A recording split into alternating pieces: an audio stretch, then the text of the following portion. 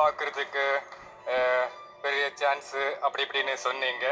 நான் ரொம்ப சாதாரணமான ஒரு ஒரு மனுஷன், அவ்வளோ அவ்வளோ இதெல்லாம் கிடையாது.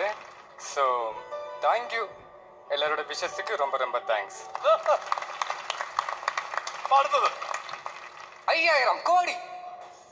எப்படி 5000 கோடி கடன் வாங்குற ஒரு பியர் ஃபேக்டரி ஓனர்.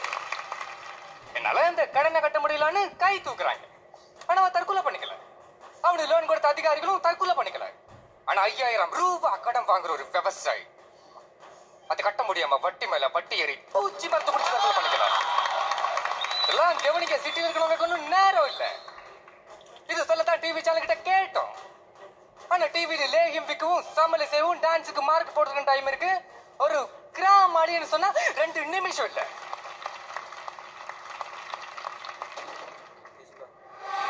ചേട്ടനെതിരെ ഒരു കേസ് തിരിച്ചു വാങ്ങാൻ വന്നതാണ്. പേരെന്താ? അല്ല, നിങ്ങളുടെ പേരാ ചോദിച്ചത്.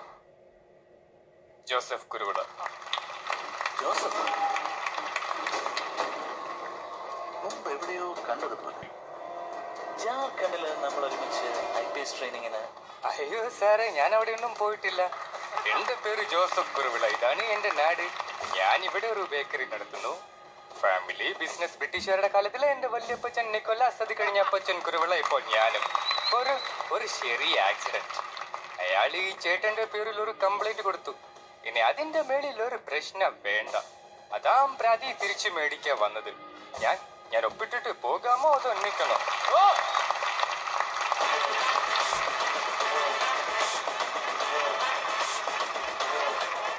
ഇവൻ ഈ സാധനം ഇതിനു മുമ്പ് ഇവിടെ ചെയ്തിട്ടുണ്ട്. പക്ഷേ ഡബിങ് ഇത്രയും ഒരു സിങ്കോട് കൂടി എന്തുമാത്രം ഒരു ആരാധനയായിരിക്കണം അല്ലേ? അത് എന്നാലും എങ്ങനെ പിടിക്കാൻ പറ്റുള്ളൂ. തീർച്ചയായും.